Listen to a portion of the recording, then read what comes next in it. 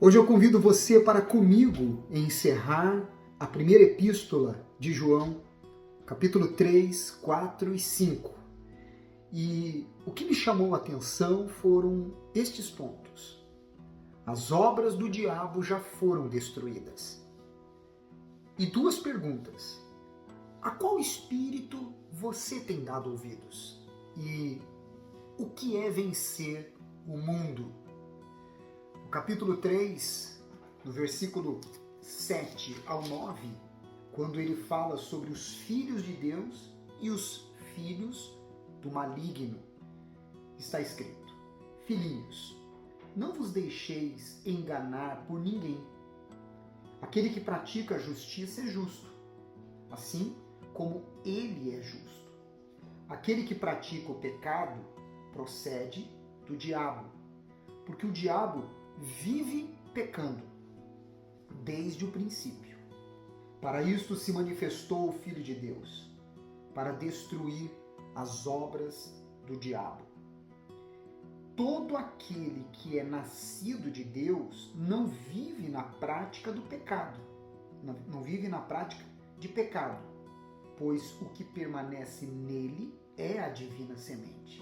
Ora, esse não pode viver pecando, porque é nascido de Deus. Por meio da sua vida sem pecado, Jesus destruiu as obras do diabo, que são a fonte do pecado, graças à sua morte e ressurreição. Jesus conquistou a vitória sobre o pecado e sobre a morte, destruindo o diabo, como está escrito em Hebreus, capítulo 2, versículo 14. No entanto, o diabo ainda está no mundo, ainda está rondando a quem possa devorar, como está escrito em 1 Pedro, capítulo 5, versículo 8. Mesmo que o diabo pareça estar vivo e tranquilo, a Bíblia nos assegura que a sua condenação é certa, como está escrito no Apocalipse, capítulo 20, versículo 7 ao 10. Já no capítulo 3, no versículo 15 ao versículo 18, quando o apóstolo João fala sobre o amor aos irmãos e o ódio ao mundo, diz assim: todo aquele que odeia a seu irmão é assassino. Ora, vós sabeis que todo assassino não tem a vida eterna, permanente em si. Nisto conhecemos o amor que Cristo deu a sua vida por nós, e devemos dar nossa vida pelos irmãos.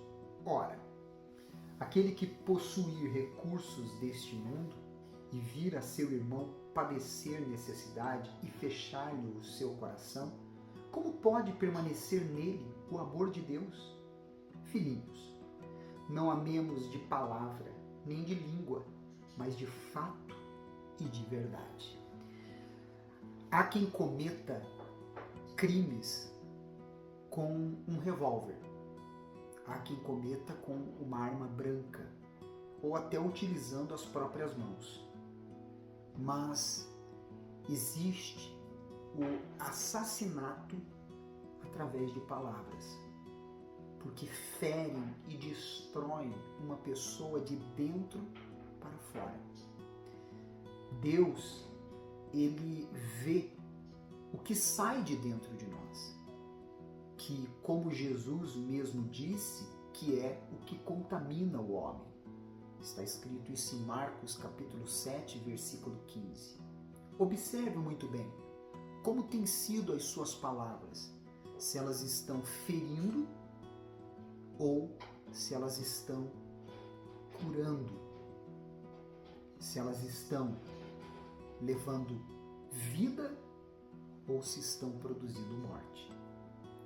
No capítulo 4, no versículo 1, quando fala sobre os falsos profetas e os verdadeiros cristãos, diz: Amados, não deis crédito a qualquer espírito, antes provai os espíritos se procedem de Deus, porque muitos falsos profetas têm saído pelo mundo afora.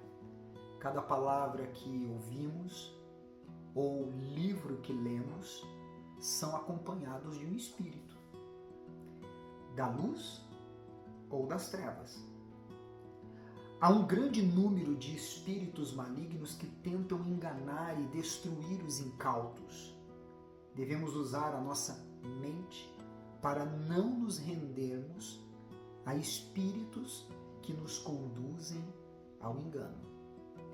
No versículo 16, quando ele fala sobre Deus é amor, o apóstolo João diz assim: e nós conhecemos e cremos no amor que Deus tem por nós. Deus é amor. E aquele que permanece no amor, permanece em Deus e Deus nele. Esse conceito de permanecer no amor é difícil compreender. Assim como deve ter sido para os leitores de João naquela ocasião. É mais fácil e natural organizarmos a vida em torno de nossos desejos egocêntricos. É difícil romper essa maneira de pensar. Todavia, Jesus foi o exemplo de uma vida que vivia e respirava o amor.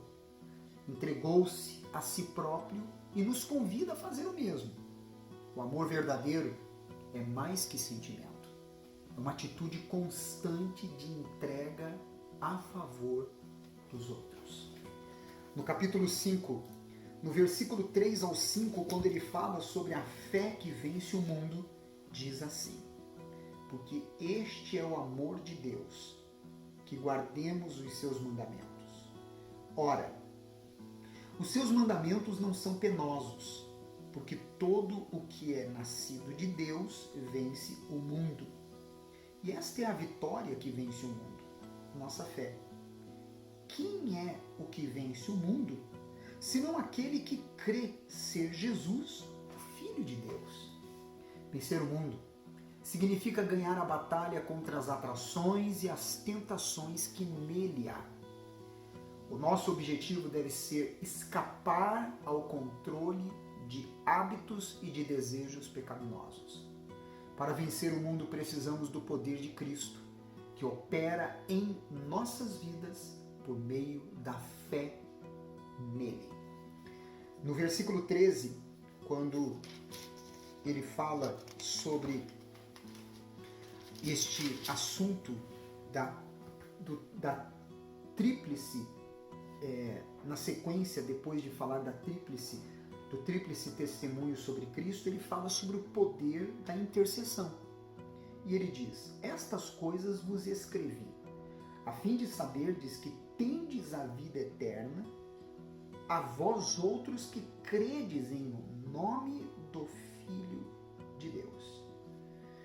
O Espírito Santo, ele é dado a todos os cristãos e convence a cada um de que é um verdadeiro Filho de Deus, como está escrito em Romanos, capítulo 8, versículo 16. Somente Deus pode dar essa confirmação interna e não buscar esta confirmação em terceiros. Somente Ele pode completar o processo que começa quando alguém se torna cristão. E para terminar, no versículo 16 ao 19, ele diz: se alguém vir a seu irmão cometer pecado, não para a morte, pedirá e Deus lhe dará vida. Aos que não pecam, para a morte. Há pecado para a morte, e por esse não digo que rogue.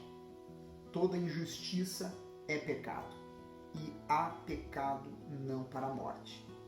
Sabemos que todo aquele que é nascido de Deus não vive em pecado. Antes, aquele que nasceu de Deus o guarda, e o maligno não lhe toca. Sabemos que somos de Deus e que o mundo inteiro jaz no maligno. Alguns creem que o pecado para a morte refere-se a uma rebelião persistente contra a verdade que só pode resultar na morte espiritual. Aquele que se rebela contra Deus vira as costas para a vida eterna. Já aquele que está em comunhão com Deus, o espírito da rebelião, que vem do diabo, não lhe toca. Assim encerramos a primeira epístola de João e amanhã vamos para a segunda epístola de João, a terceira epístola de João e também o livro de Judas. Não esqueça de pegar este vídeo e enviar para o máximo de pessoas possíveis para impactar a vida dessas pessoas também com estes ensinamentos. Você é especial para Deus. Até amanhã.